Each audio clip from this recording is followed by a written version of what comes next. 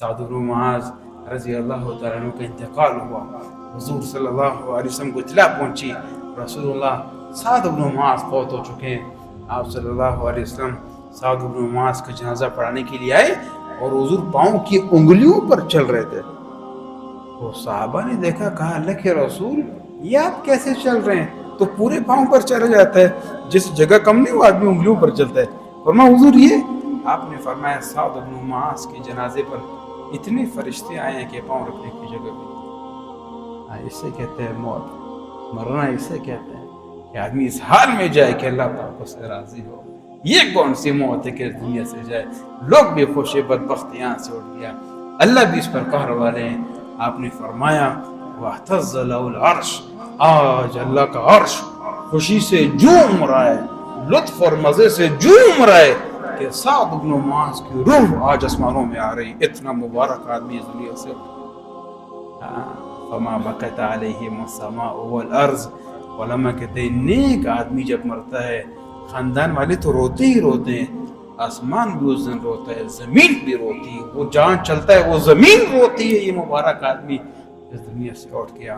اور بدبخت آدمی جب اس دنیا سے جاتا ہے وہ زمین بھی اس دن خوش ہوتی ہے, وہ آسمان جہاں سے اس کے برے اعمال جاتے ہیں وہ بھی خوش ہوتا ہے, لوگ رہتے ہیں وہ بھی خوش ہوتے ہیں.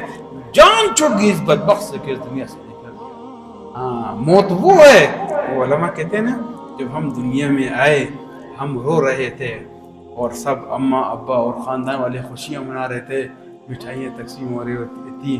بچہ پیدا ہوتا ہے نا, بچہ رو رہا ہوتا ہے, گھر میں مٹھائیاں تقسیم ہو رہی ہوتی ہیں, مبارک ہو تمہارے یہاں بچہ پیدا ہوا. علماء کہتے ہیں کمال یہ ہے کہ آپ اس دنیا سے اس طرح چلے جائیں کہ آپ ہنس رہے ہو اور پیچھے پورا جہاں رو رہا ہو کہ کون چلا گیا. کمال یہ ہے. ویسے ہی مر جانا, بہت مرتے ہیں, میں بھی مر گیا, یہ کیا ہوا, یہ کون سا کمال ہوا, اس لیے تو اللہ نے نہیں بھیجا تھا. ویسے ہی مر جانا, عام موت ہی مر گیا. 4 لوگوں نے جنازہ پڑھا ہے, 2 لوگوں نے قبر میں دفن کر کے اور آگے 2 دن ہاتھ اٹھائے اور ختم. حاجی صاحب فلاں صاحب ایک زمانے میں تھا, اب اس کا وجود اور ایسا ہو گیا جیسے کبھی پیدا ہی نہیں ہوا تھا. یہ کوئی زندگی نہیں, زندگی موقع ہے میرا دوست, یہ زندگی موقع ہے. اس میں کچھ بنا لیں, کچھ اعمال ہو, کچھ تیاری ہو, ایسے اخلاق ہو انسان کے, ایسے معاملات ہو, ہمسایوں سے اتنا اچھا سلوک ہو, لوگوں سے اتنی اچھی طرح ملتا ہو, نماز کا اتنا اہتمام اور پابندی ہو.